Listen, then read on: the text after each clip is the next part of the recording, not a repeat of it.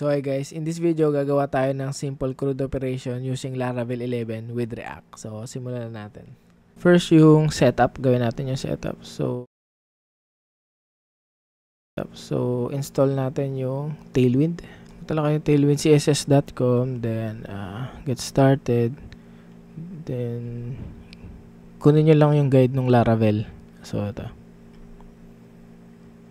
Then copy nyo lang to dito na. Then paste nyo lang siya dyan.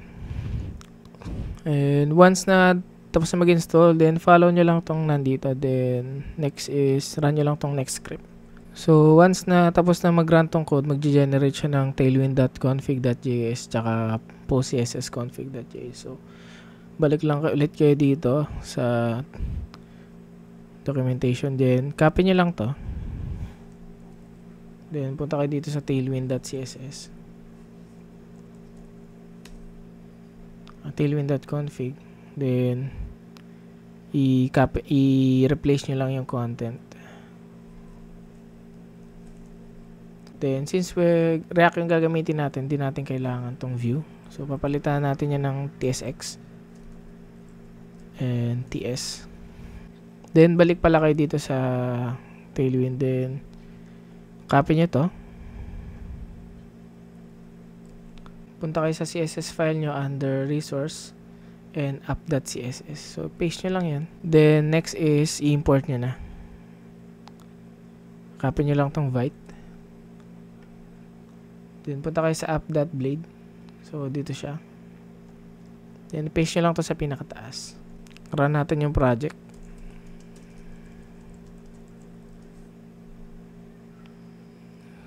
So, dahil React yung UI natin, kailangan nyo din mag-run ng ng serve. So, npm run dev. Then, punta na kayo dito sa project. So, kita nyo, gumagana na yung Tailwind. Then, next naman, install natin yung Daisy UI. Then, punta lang kayo sa daisyui.com. Then, how to use. Follow nyo lang to. Once added na yung package, balik lang kayo dito. Then, punta kayo sa tailwind.config.js. So, then, copy nyo lang to. Itong plugins. Replace nyo lang to. Then, mag-implement ngayon tayo ng theme from Daisy UI. So, punta lang kayo dito sa themes. Then, mamili na lang kayo kung ano yung gusto nyong theme. So, in this video, ang gagamitin natin is Dracula. So, click nyo lang tong Dracula. Yan ay maging itsura niya. Para mapagana nyo yan is, punta lang kayo dito sa baba. Kung makikita nyo, copy nyo lang to. Then, buray nyo lang iba.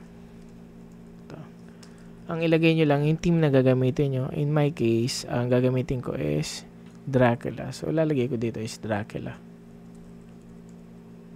Once sinave ko yan, dapat ito magbago. So, save natin.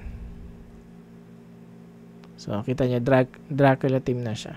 Then, install naman natin yan yung router DOM for type nyo lang npm install react -router -dom at latest. Then, install na din yung Axios. npm install Axios at latest. Now, okay na tayo sa setup. Then, next na tayo sa paggawa ng database and migrations. So, first, gawa muna tayo ng MySQL database. So, in my case, kailangan ko pumasok sa MySQL server ko. But, kung ang setup nyo is localhost, so, pwede nyo naman i-access yung MySQL through phpMyAdmin. So, pasok lang ako sa MySQL.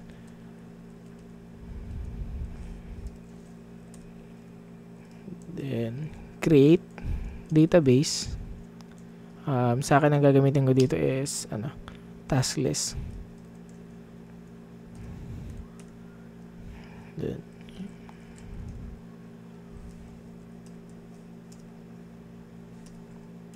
so, nakagawa na ako ng task list. Then, next is, i-update natin yung env. So, punta lang kayo dito sa may root folder. Kung makikita nyo itong .env.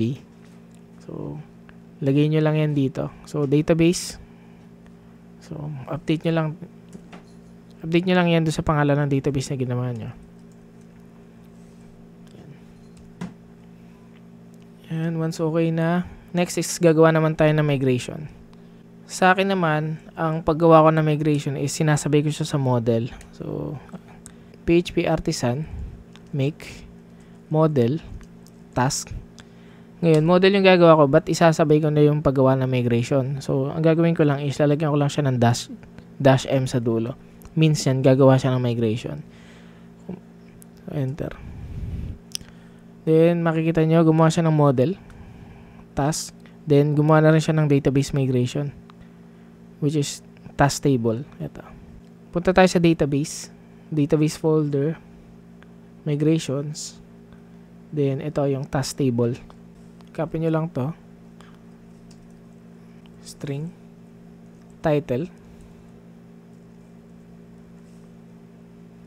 Next is, for description, text. Description. Then, mag-add tayo ng status. So, boolean. Pangalanan ko siyang completed.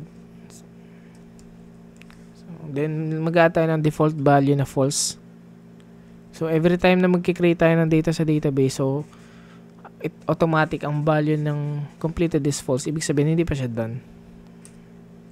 False. Then, okay na yung migration natin. So, okay na yung task table. Then, migrate na natin. PHP artisan, migrate.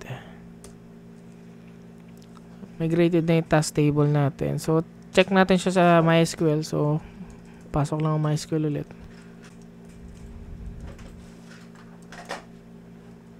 So,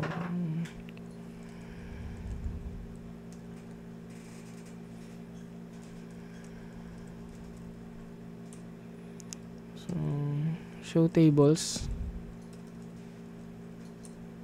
Makikita nyo, ito na yung ating table. So, task table.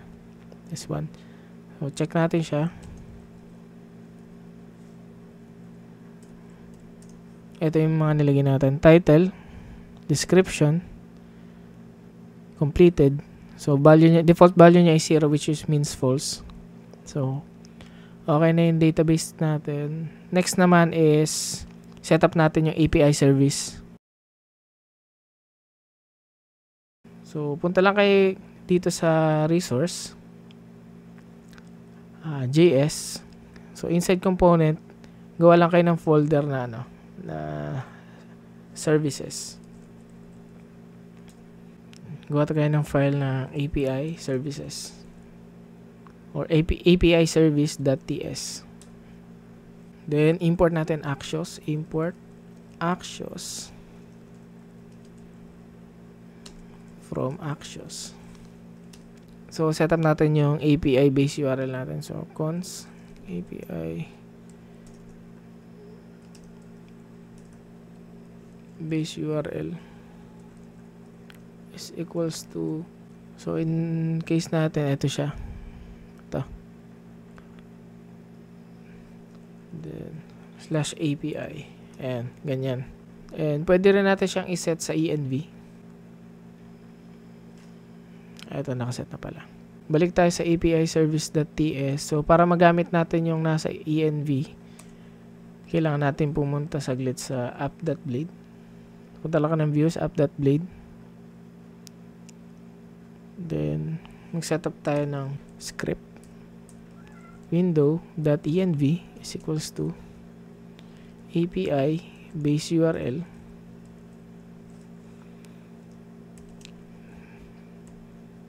then string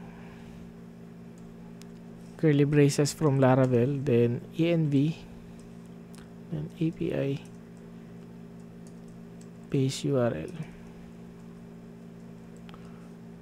So, bakit natin ginanito? Kasi naka-Laravel tayo. So, in a way, para ma-access natin yung env ng Laravel. So, need natin siya i-set dito. Then, balik tayo sa API service.ts. So, yan na, equals window as any .env .api base URL. So, in-access natin yung env from app.blade. Eto. Next is, gawa tayo ng API service function. So, const API service is equals to Axios create.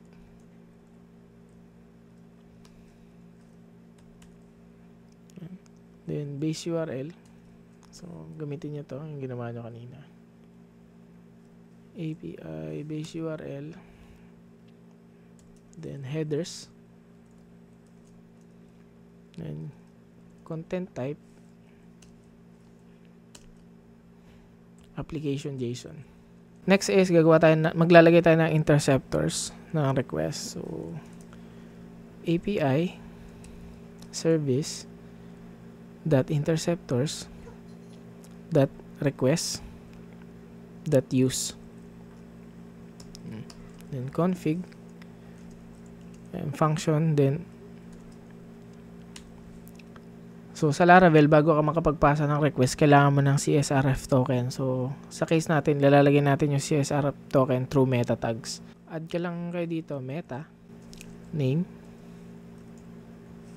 CSRF token content. Tawagin nyo lang yung CSRF token na function. CSRF token function. Then, balik tayo sa API service. So, const CSRF token is equals to document .query selector meta name. So, para makita nyo yung div kung paano siya i-access. Name CSRF token, then if CSRF token is exists, then kukunin natin ngayon yung ano niya, yung token na mismo. So const token is equals to CSRF token .get attributes. So, attribute content yung target natin. Content. If token, so kung may laman yung token, kung may laman to, then pag wala, hindi niya lalagyan. So, config .headers x CSRF token equals to CSR or token. So, ito yung headers niya. I-add siya dito sa headers para makapag-post request tayo. Then, once okay na, return lang natin tong config. Para magamit natin tong API service sa different files, so export na lang default API service. So, gagamitin natin yan mamaya.